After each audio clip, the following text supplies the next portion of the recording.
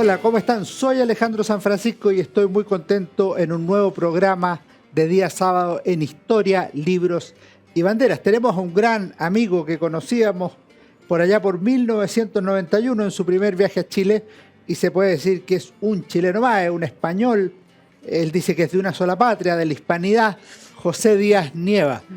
José es un destacado historiador, es además abogado. Yo siempre lo he leído con mucho interés, tiene estudios sobre el nacionalismo chileno, sobre la falange nacional acá en nuestro país, unos excelentes trabajos en coautoría sobre temas de la unidad popular en Concepción, algunos por ahí sobre Jaime Izaguirre, Jaime Guzmán.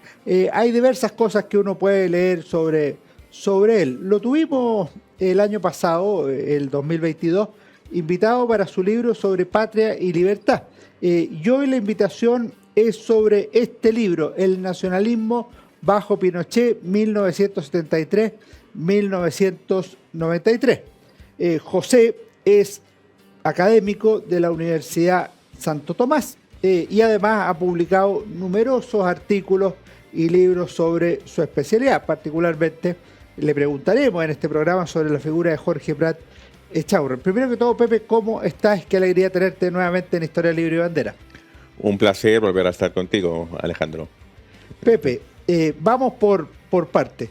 Cuéntanos cómo nació este libro, porque yo advierto una clara continuidad con la obra anterior del libro sobre patria y libertad, si bien este es más diverso, es más amplio en los movimientos que trata. Sí, como tú bien dices, es como una especie de ampliación, es decir, Patria y Libertad el 11 de septiembre, el 13 de septiembre del año 63 se autodisuelve y la pregunta es ¿qué ocurre con el movimiento Patria y Libertad y todo lo que puede ser los grupos adyacentes o cercanos a Patria y Libertad durante el gobierno militar y su proyección posterior, aunque no ha tenido proyección posterior?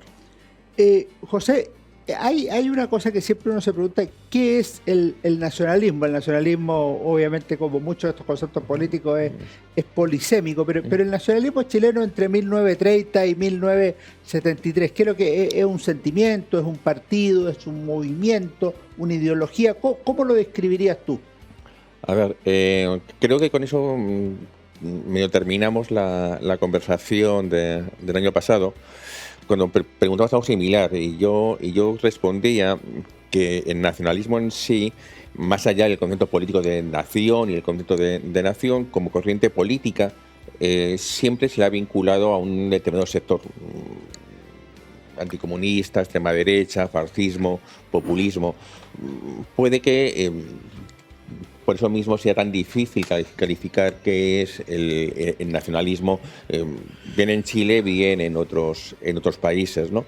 Yo creo que el nacionalismo no es una corriente uniforme. Yo creo que hay diversas corrientes dentro de esa amplitud de gamas que se puede identificarse como nacionalista. Has dicho 1930, pero yo lo partiría de 1910 con la generación del centenario. Evidentemente hay que partir de Nicolás Palacios, aunque sea un poco previo, de Edward, de Subercaseaux, de Encina, para centrar, digamos, lo que podía ser el nacionalismo chileno en sí, ¿no? Y posteriormente, como bien decías, en los años 30, tal vez con el fascismo chileno, con el movimiento nacional socialista de González Fonmarés, con Guillermo Izquierdo Araya, eso nos uniría al populismo, al ibanismo, al año 50. Has hablado del anticomunismo, la figura de Jorge Prat también. Tanto en su época del año 46, 49, 52, previo a Ibáñez, como digamos en su campaña electoral presidencial del 64 y senatorial del 65, y evidentemente Patria y Libertad en los años 70, ¿no? Yo creo que, pero dentro de eso hemos visto que hay una corriente anticomunista, una corriente, digamos, más populista, una corriente, digamos, más fascista, una corriente republicana, como yo denomino más bien a la generación del centenario, y tal vez ahí nos faltaría algo que en Chile está muy poco estudiado que es tal vez la izquierda nacional o cómo la izquierda ve el concepto de nación, pero sobre todo la izquierda nacional. Que yo no conozco ningún trabajo sobre el tema. Hay un pequeño librito de Fidel Reyes que creo que se llama algo así como Naufragio de la Unidad Popular, donde trata un poquitín, digamos, cómo algunos grupos nacionalistas o algunas individualidades nacionalistas se unen a la candidatura de Allende en el 64, ¿no? Y que terminan en lo que puede ser después la API de Taruz. Y yo creo que ahí podía estar algo similar a la izquierda nacional, aunque insisto, es algo que en Chile no se ha estudiado mucho en sí, ¿no? Y antes de entrar en el libro propiamente tal, si es que tú tuvieras que decir las principales figuras del nacionalismo, ya dijiste una, pero entre el 50 y el 73, ¿serían Jorge Prat Echaurren y Pablo Rodríguez? Y lo segundo, Sergio Nofre Jarpa, en muchas ocasiones se autodefinió como nacionalista, pero en otra dimensión. ¿Serían ellos tres figuras relevantes del nacionalismo? A ver, los del 50 hasta el 73, por eso, o 93, si queremos ampliar un poquitín más la fecha, yo creo que sí, evidentemente la figura de Jorge Prat es la más relevante, la que tiene una mayor dimensión. No digas nada más, vamos a volver sobre él más rato. ¿Quién más? Yo creo que después la figura de Pablo Rodríguez, pero digamos lo que pasa es que Pablo Rodríguez estuvo vigente en tiempos de la Unidad Popular más como un activista que como un pensador. Tiene después como dos libros más bien políticos, ¿no? El mito de la democracia en Chile y Una revolución pendiente. Se suman a Entre la democracia y la tiranía, que escribió durante la Unidad Popular. Que se suman a la tiranía. Y después tiene una serie de escritos en las terceras, donde hay política contingente, pero también hay política, digamos, sobre los partidos políticos, la democracia, el corporativismo, que se pueden rastrear.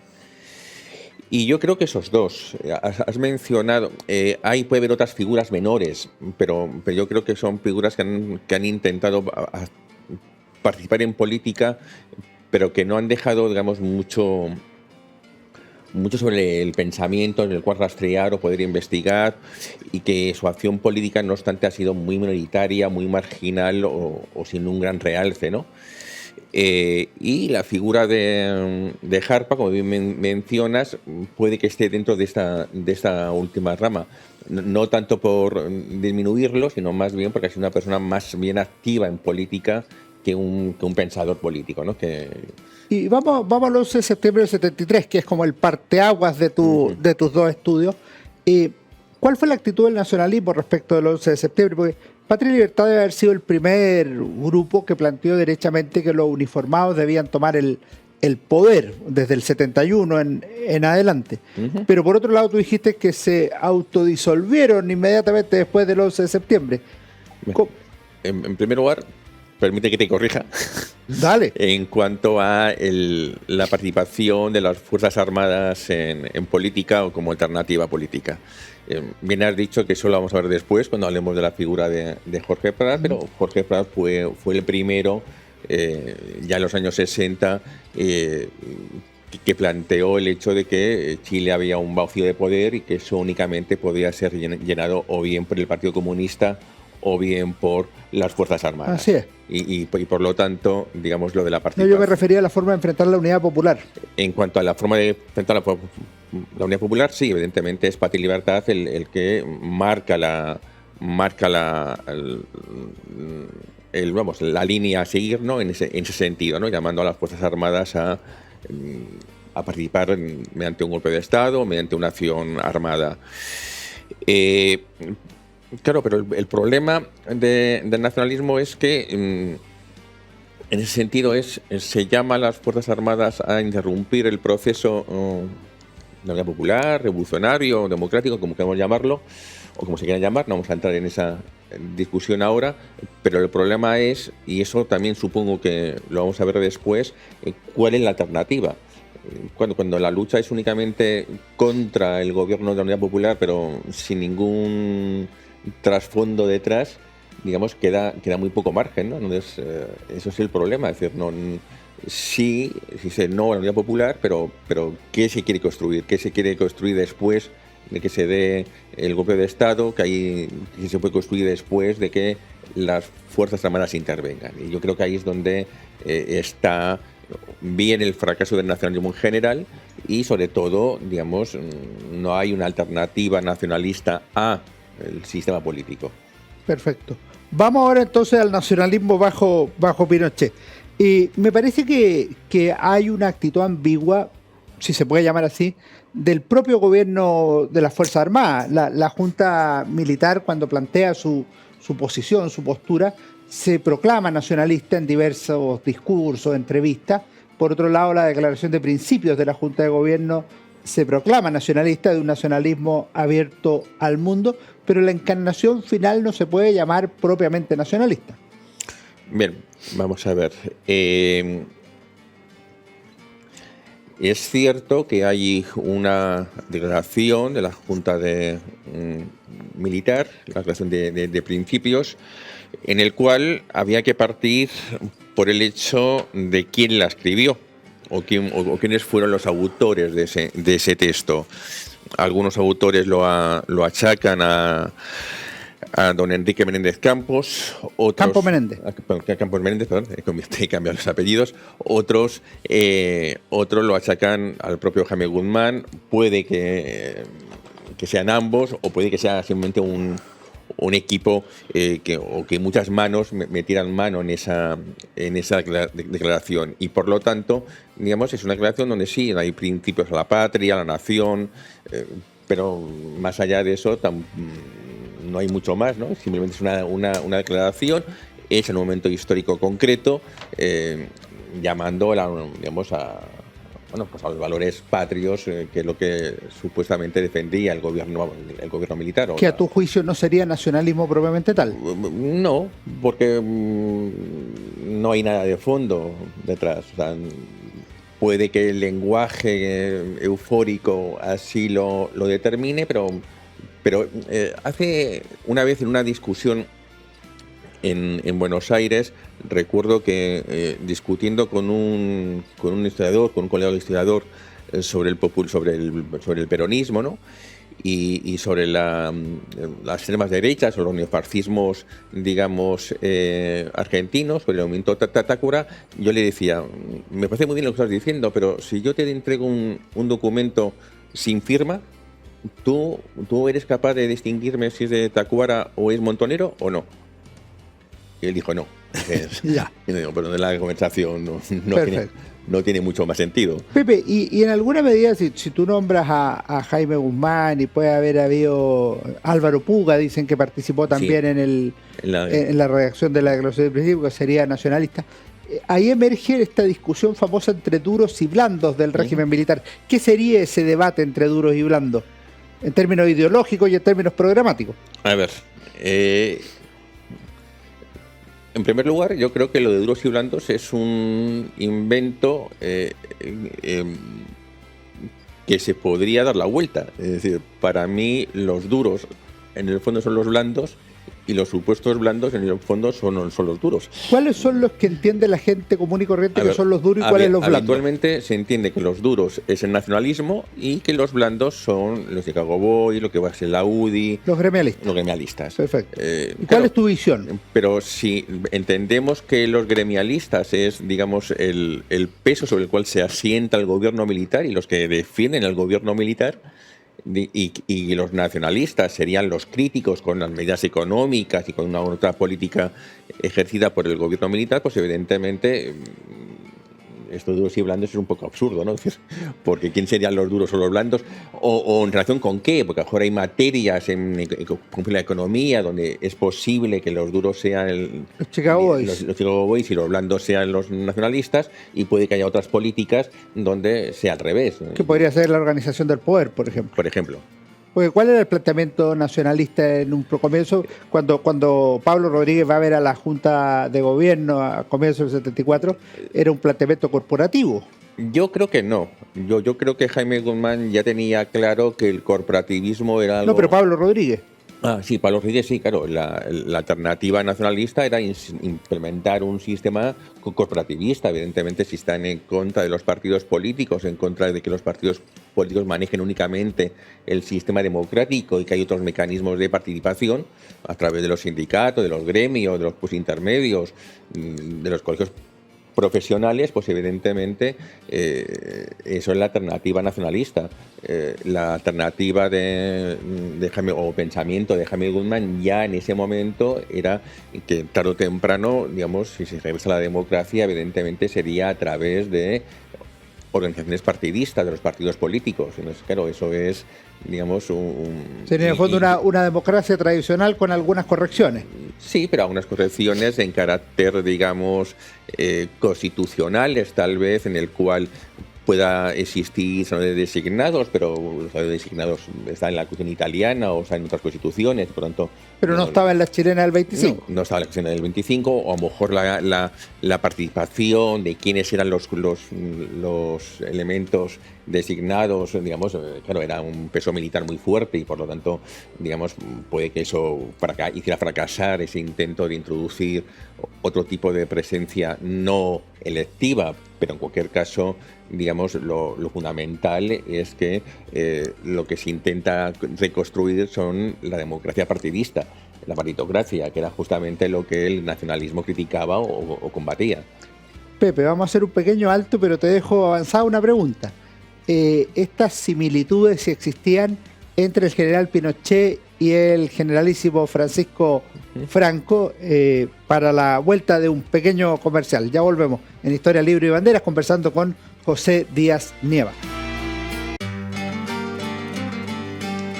En nuestra obra Historia de Chile 1960-2010 de la Universidad San Sebastián encontrarás un análisis sobre la crisis y ruptura de la democracia chilena antes de 1973, la creación de un nuevo orden institucional y la democratización y desarrollo del país en las últimas décadas. Conoce más en uss.cl.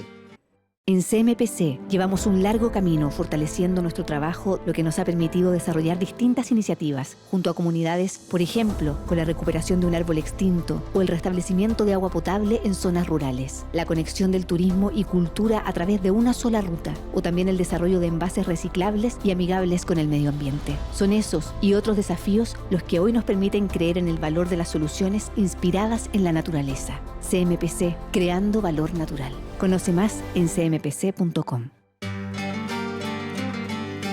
Estamos con José Díaz Nieva conversando su libro El nacionalismo bajo Pinochet, 1973-1993. Pepe, te preguntaba al final por la relación entre Franco y Pinochet. ¿Hay alguna simetría? Ambos se presentaban como vencedores contra el comunismo.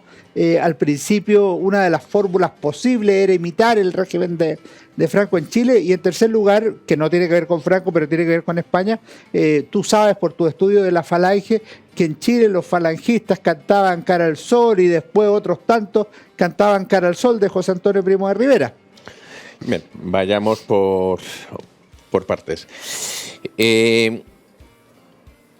Relación gobierno militar español, gobierno militar chileno. Es decir, yo creo que hay algún estudio reciente que han estudiado parcialmente el tema de la mujer, de la sección femenina versus CEMA, o bien el Frente Nacional de la Juventud con el Frente de Juventudes en España, intentando buscar las similitudes. Yo creo que esas similitudes pueden ser, es decir, puede que en un momento determinado se haya mirado cómo estaba estructurado, qué es lo que se buscaba o qué es lo que se pretendía, pero creo que son diferentes porque para mí, digamos, el Frente Nacional de la Juventud era, en Chile, era una forma del gremialismo, de movilizar a determinados sectores juveniles, pero muy minoritarios, muy sectarios en el sentido de minoría o de elegidos, no todos, no en un sentido despectivo, sino en ese sentido, mientras que el Frente Nacional de la Juventud en España, el Frente de Juventudes en España, digamos, lo que pretendía era más bien movilizar a la juventud en global y sobre todo las clases más populares. Era además una forma de incentivar la participación política. De hecho, la mayoría de las personas que pasaron por el Frente de Juventudes en España terminaban siendo profesores de, digamos, o de educación física o de formación del espíritu nacional en los colegios. Y curiosamente, además, dentro de este Frente de la Juventud en España surgieron voces disidentes. Es decir, recuerdo a mi antiguo amigo Manuel Cantero del Castillo, ya fallecido hace muchos años, digamos que derivó de la Falange, digamos, a una lectura socialdemócrata del pensamiento de José Antonio, cosa que en Chile eso hubiera sido impensable. Y incluso dentro de sectores de la Falange eran muy reacios o muy hostiles al franquismo. Las propias comisiones obreras surgieron con grupos falangistas o con sectores falangistas, sus reuniones se hacían en locales de la Falange disidente y por lo tanto, digamos, en cuanto a las asociaciones o grupos cercanos a uno y a otro, creo que hay bastantes diferencias. Y en cuanto a la estructura en sí, creo que hay una que es básica, es decir, en la España franquista había un grupo político detrás que sostenía, digamos, el régimen. Mientras que en Chile, digamos, esa idea que en su día se le ocurrió a Federico Willoughby, digamos, fue rápidamente rechazada y por lo tanto la idea de tener un movimiento nacional, un partido único que respaldase el gobierno militar fue rechazada. No prosperó. De plano. Sí, ambos eran militares, había grupos de tecnócratas, podíamos hablar del Opus, podíamos hablar de muchas cosas, pero son similitudes. Pero claro, ¿hay similitudes? Sí, las hay. Pero hay que ver si son circunstanciales o si son profundas. Claro, si la estructura del Estado, una es, digamos, el ejército, otra es el ejército, la Iglesia y un partido único, pues evidentemente, digamos, ya la propia estructura en la cual se fundamenta o se asienta el régimen es totalmente diferente. Es diverso. Pepe, te quería preguntar por las formas orgánicas que adoptó el nacionalismo en tiempos de Pinochet. Tú nombras aquí al Partido del Sur, al Movimiento de Acción Nacional y a Avanzada Nacional. Querías que nos comentaras un poco de ello. Bien, a ver, yo creo que la más interesante de esas tres puede ser el Partido del Sur. Digo que era la más interesante porque es la única que tuvo una proyección, aunque sea muy reducida, a Temuco, la Araucanía y a la novena región, pero, digamos, de hecho intentó tener representación parlamentaria, tuvieron algunos concejales y alcaldes en la zona, tuvo una votación, digamos, importante, aunque sea mínima. A nivel local. A nivel local. Y por lo tanto, yo creo que el Partido del Sur después estuvo aliado a otras formaciones como la UDI y el Renovación Nacional en alguna ocasión. Y por lo tanto, yo creo que, digamos, el Partido del Sur, siendo un partido local que ve los problemas locales, evidentemente, de la novena región, es una manera, digamos, es la única formación que tuvo una cierta proyección, digamos, por así decirlo. En sus orígenes, además, el Partido del Sur estuvo muy vinculado, ya que hemos hablado antes de España, digamos, cuando se crea Viento del Sur como organización previa al Partido del Sur, justamente con la Falange Española, con sectores de alguna Falange Española. De hecho, hubo un líder de la Falange Española, Diego Márquez Zorrillo, que estuvo en una reunión política en Pucón en los años 90 y Eduardo Díaz presentó su libro Viento del Sur en un local de la... Eduardo Díaz Herrera, el líder del Partido del Sur. Presentó el libro suyo, El Viento del Sur, en un local de la Falange Española. Por lo tanto, ya más él siempre se considera falangista y cosas por el estilo. Y por lo tanto, yo creo que a nivel local, insisto, a nivel local creo que es una estructura digna de estudiar. Y además creo que es el único partido regional realmente que ha existido en Chile.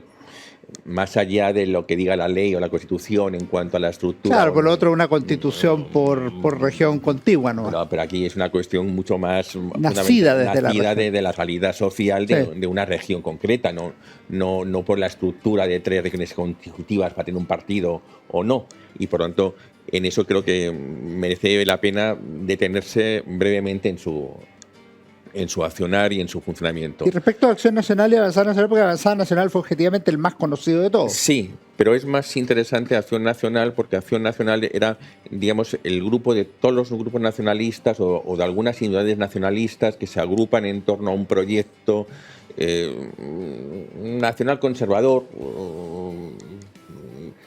pero, digamos, pero ahí, claro, el problema era tal vez que había como muchas cabezas y poca base. Claro, muchos generales y poca tropa.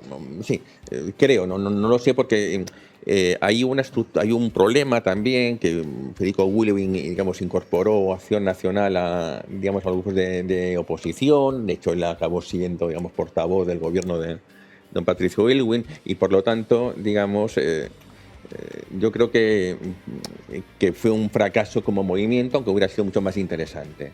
Y después está el Avanzada Nacional, que sí logró tener, digamos, aparentemente o atraer a varias miles de personas a sus actos o a sus manifestaciones, pero yo creo que le ocurrió lo contrario. Es decir, podía tener mucha gente, o mucha gente se sintió atraída por Avanzada Nacional, pero tenía tal vez, pocos líderes que pudieran llevarlo a cabo.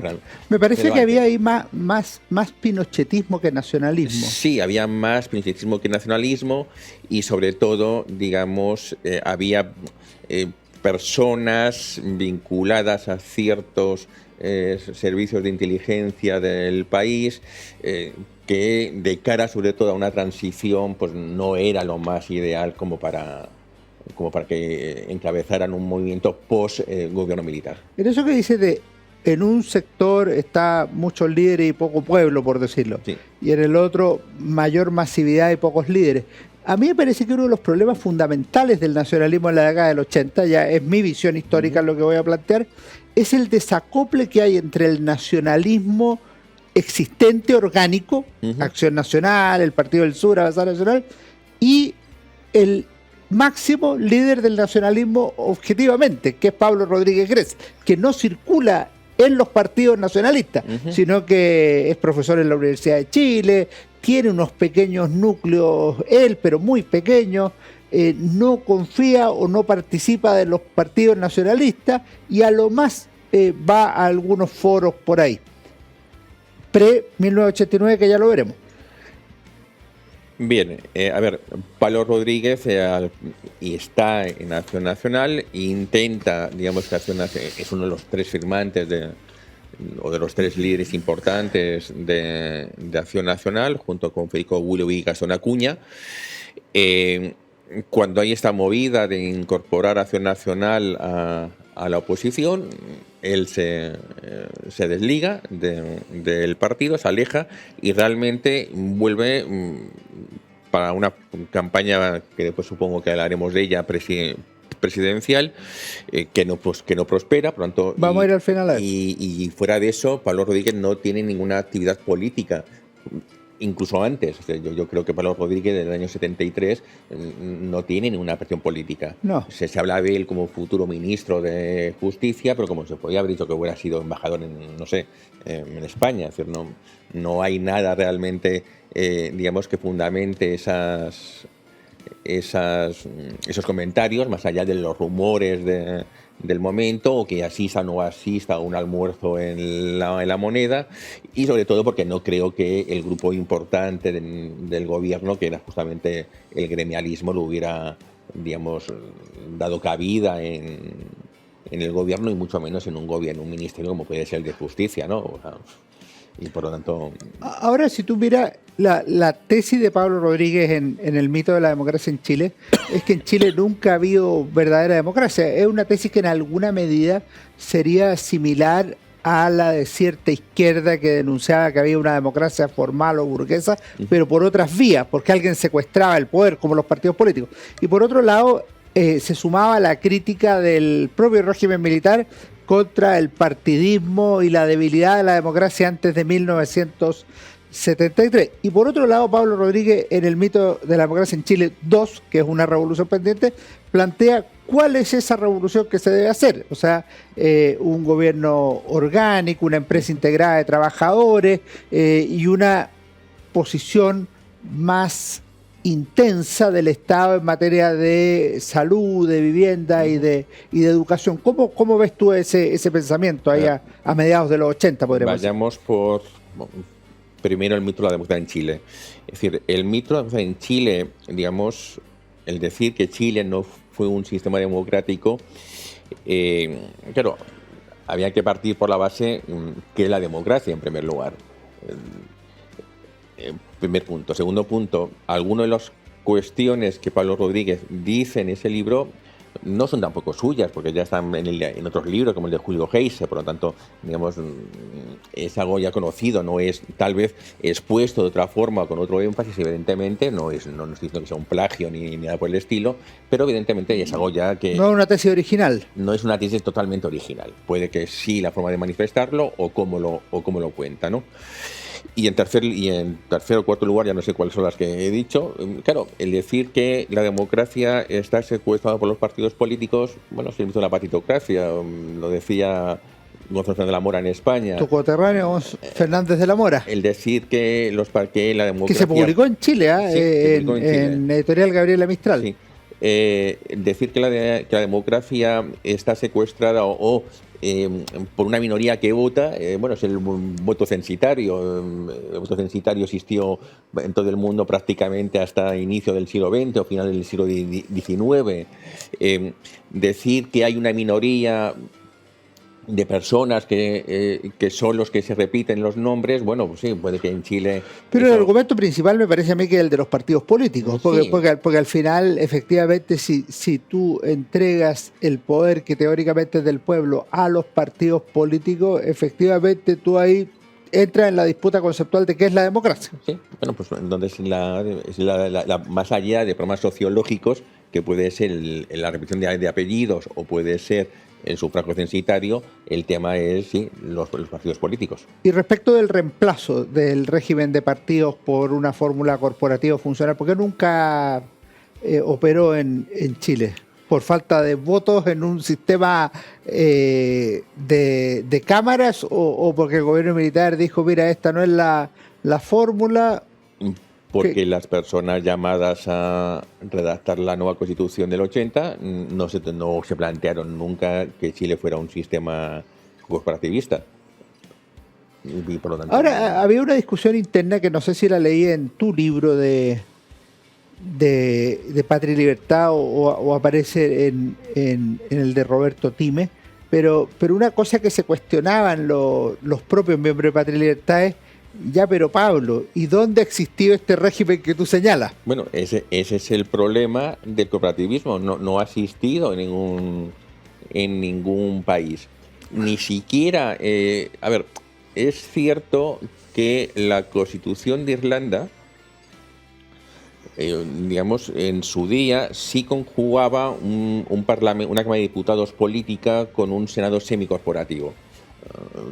Pero, digamos, semicorporativo. Es cierto que hay presencia de universidades, de gremios y demás, pero también manejada por los partidos políticos en el fondo. Por lo tanto, digamos, ni siquiera Irlanda, que es lo más próximo a lo que puede ser un sistema semicorporativo.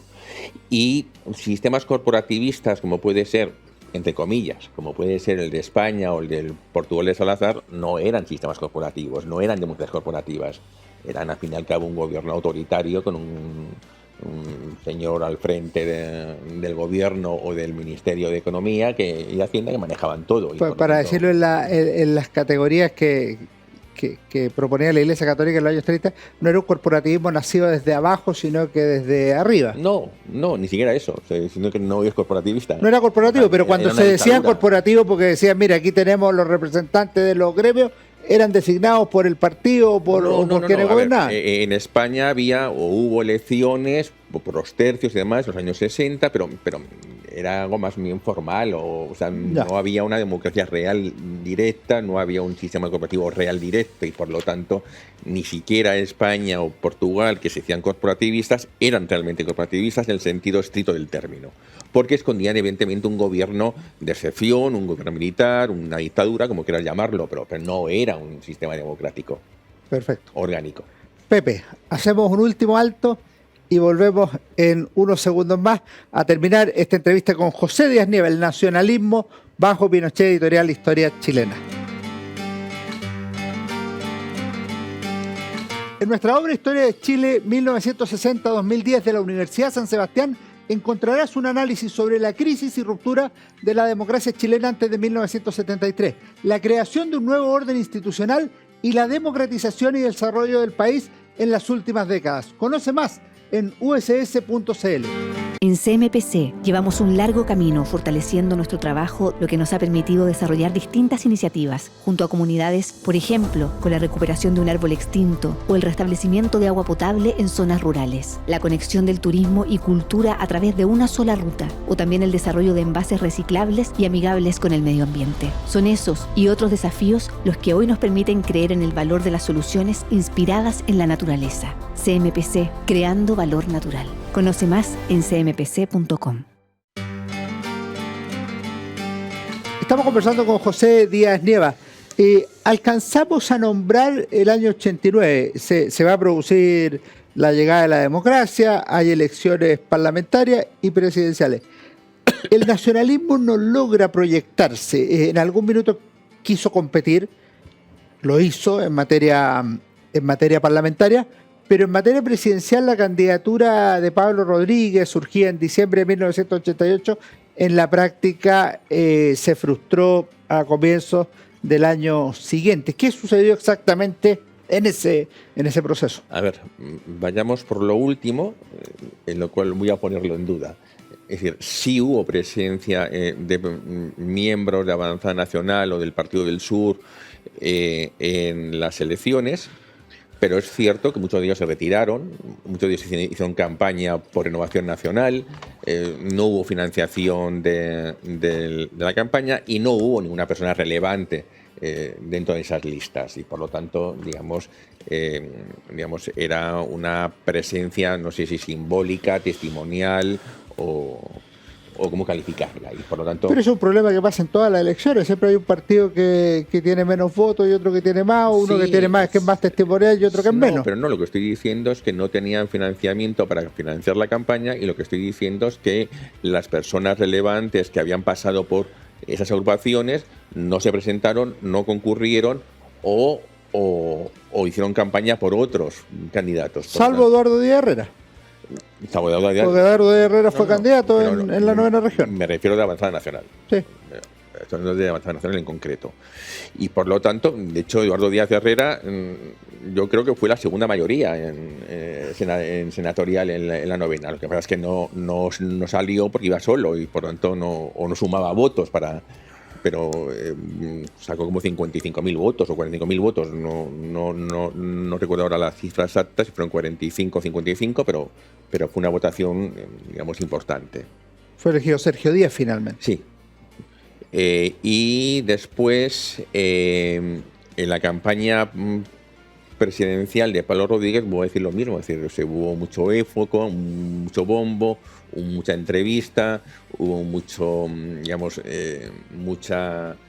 difusión en los medios, pero tampoco, llegó un momento en que yo creo sinceramente que no logró tener el financiamiento suficiente como para hacer la campaña, o simplemente alguien le dijo que se retirase y se retiró. Pero además había un tema de definición, porque la campaña nació señalando que el candidato del 89 tenía que ser el general Pinochet.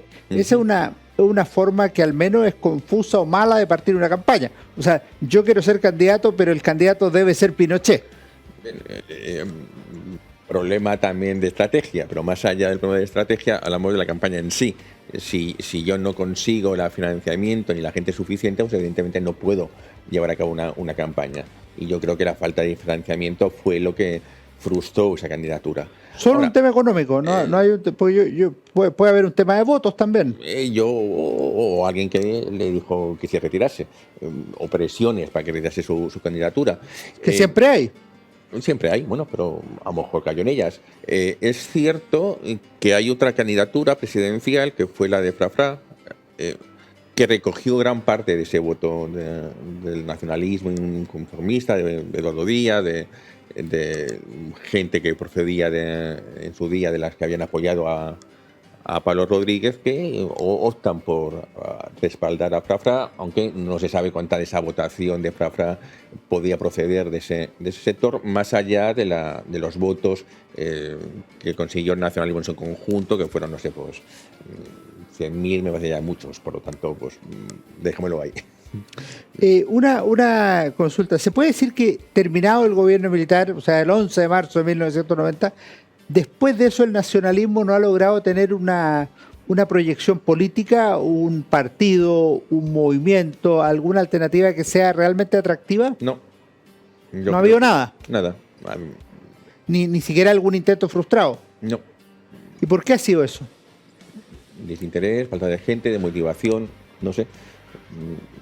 Porque después de eso Pablo Rodríguez se retiró, el Partido del Sur tuvo una corta vigencia, también desapareció, Avanzada Nacional desapareció.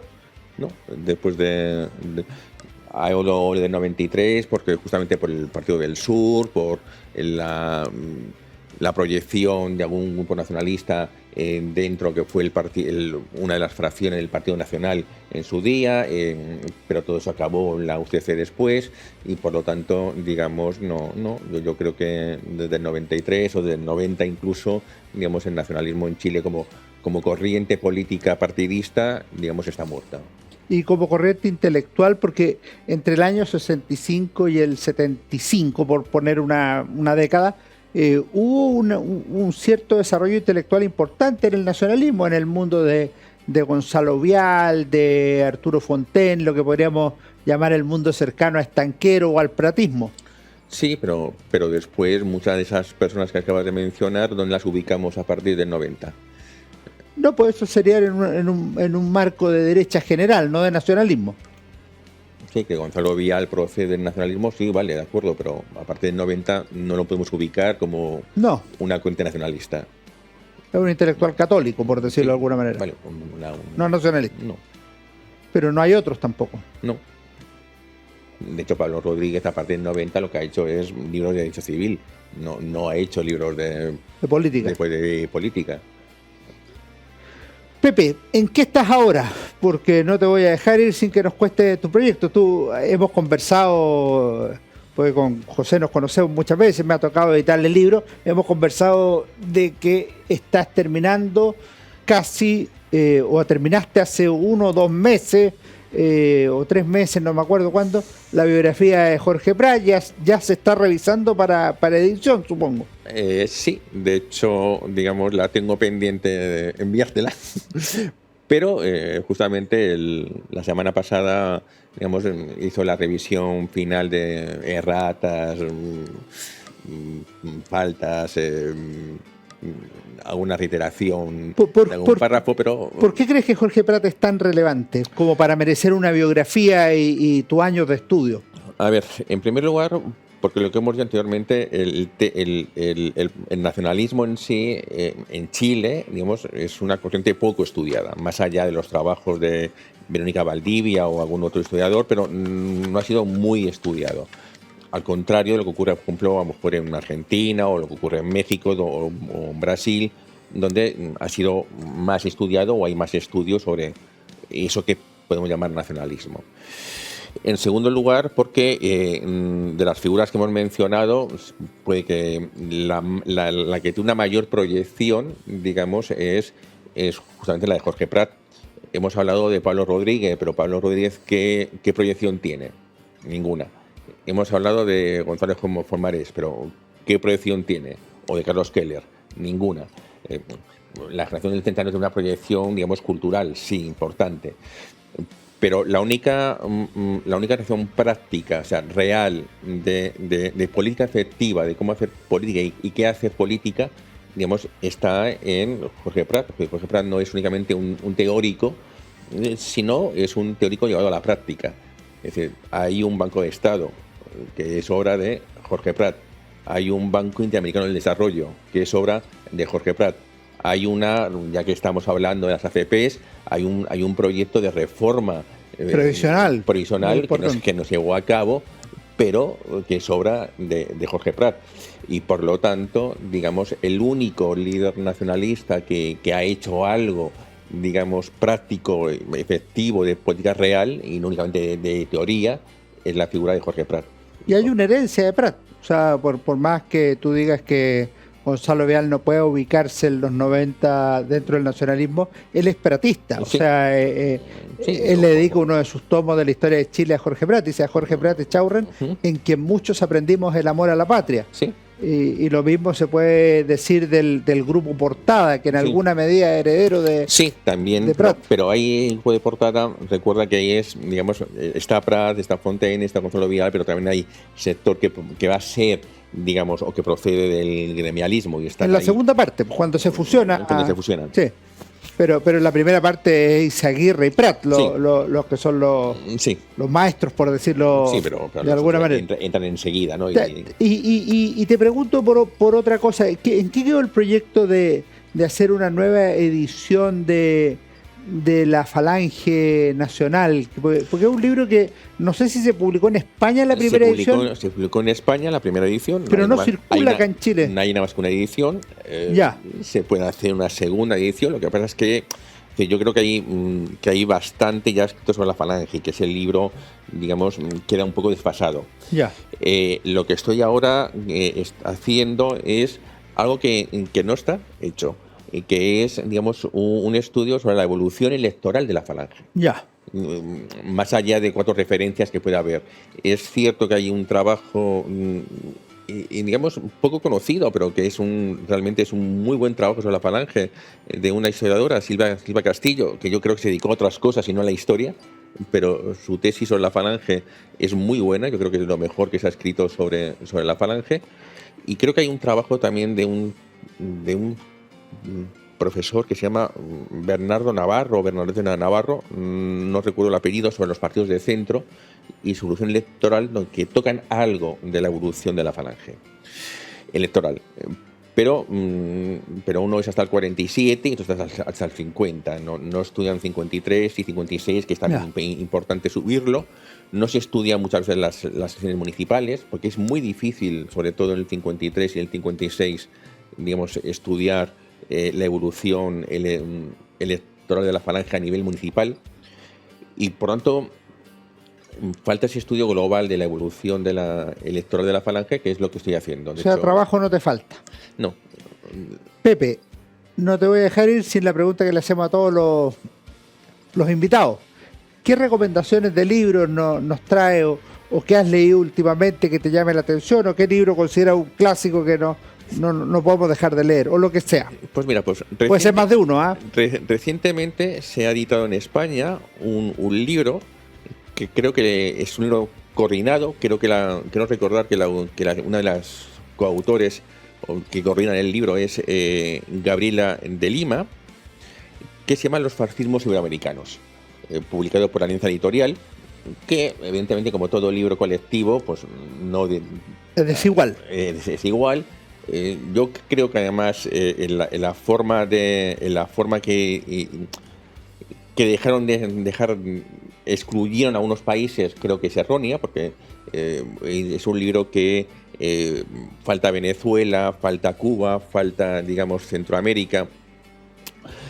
Si bien es cierto que ahí no hubo fascismos como propiamente tal, pero sí hubo, digamos, cosas que se asemejaban al fascismo. Y si en Colombia, como tratan el libro, por ejemplo, tratan, digamos, sectores más o menos conservadores que se vieron deslumbrados por el fascismo, no veo por qué no puedes tocar lo mismo en Venezuela, aunque es cierto que en Venezuela puede ser algo más intelectual que partidista. Pero bueno, en cualquier caso, creo que es un libro como en su conjunto. Perfecto. Creo que es un libro que hacía falta, porque, insisto, el fascismo está muy estudiado, puede que en Europa, pero poco estudiado en relación a América. más allá, insisto, de tal vez Argentina, Brasil, pero por ejemplo trabajos sobre el fascismo peruano hay muy pocos y prácticamente es una persona que se dedica a estudiar el tema, o el fascismo colombiano, o el fascismo boliviano. ¿Y tienes algún otro libro? Perfecto, ¿se queda registrado algún otro libro que quieras recomendar? Sí, lo que pasa es que no me acuerdo del apellido, ni del nombre, pero déjame un segundo. ¿No te acuerdas ni nombre ni apellido? Sí, recuerdo el libro, porque el libro es muy bueno. ¿Cómo se llama el libro? El libro es una historia del sinarquismo en México. Ya. Es un libro mexicano, escrito por un historiador joven. El libro se llama, para ser exactos, La evolución del proyecto de nación sinarquista, del autoritarismo conservador a la democracia cristiana, y el autor es Martínez Villegas. Perfecto. Es un trabajo muy bueno porque en el sinarquismo, que es un movimiento católico, digamos, mexicano, hay mucho sobre la fase inicial del sinarquismo y mucho en la fase final del Partido Demócrata Mexicano. Pero hay poco de lo que ocurre entre medias, y entonces en todo lo que ocurre en los años 40, 50, 60, que nos lleva a lo que fue posteriormente el PDM o el intento de convertir el sinarquismo en un partido de masas como fue el PDM, digamos, estaba sin estudiar. Y además el caso de México es curioso porque, ya que antes he hablado de la Falange Nacional, hay una conexión entre los orígenes, entre el intento frustrado de crear un partido demócrata cristiano en México con la democracia cristiana en Chile. Perfecto. Porque hay un personaje amigo, conocido, que tuvo algo que ver, aunque sin mucho éxito, por lo que fue. Muchas gracias, Pepe, por habernos acompañado. Hemos conversado con José Díaz Nieva, el nacionalismo bajo Pinochet, 1973-1993. Esperamos tenerte acá para conversar sobre el libro de Jorge Prat Echaurren en su momento. En su momento. Y Ahí nos vemos. Y ustedes no se vayan, porque ya viene mi recomendación de libro de esta semana en Historia, Libros y Banderas. Nos vemos en un segundo. Hola, ¿cómo están? Soy Alejandro San Francisco y en Historia, Libro y Bandera esta semana queremos recomendar una obra colectiva que en su momento editamos con Gabriel Cid, Nacionalismos e Identidad Nacional en Chile, siglo XX, una obra donde participaron numerosos y valiosos autores como Bernardo Subercasó, Patrick Marmelej, Pablo Toro, Alfonso Salgado, Stefan Rink, Eduardo Santa Cruz, Sergio González Miranda, Joaquín Fernando Marcos Klein, José Díaz Nieva y Luis Tilleman. La idea es abordar desde las más diversas perspectivas el tema del nacionalismo en la religión, en la educación, en la economía, ciertamente en la cultura y por supuesto no podía estar ausente la política. Nacionalismo, un concepto polisémico que involucra la conformación de movimientos, partidos, pero también una actitud a veces visceral contra un adversario exterior, por ejemplo, el imperialismo. También es una fuente de disputa en momentos importantes en la historia nacional. Esto está dedicado al siglo XX. Nacionalismos e identidad nacional en Chile, siglo XX, publicado por el Centro de Estudios Bicentenario. Nos vemos en nuestro próximo programa Historia, Libros y Banderas. Que estén muy bien.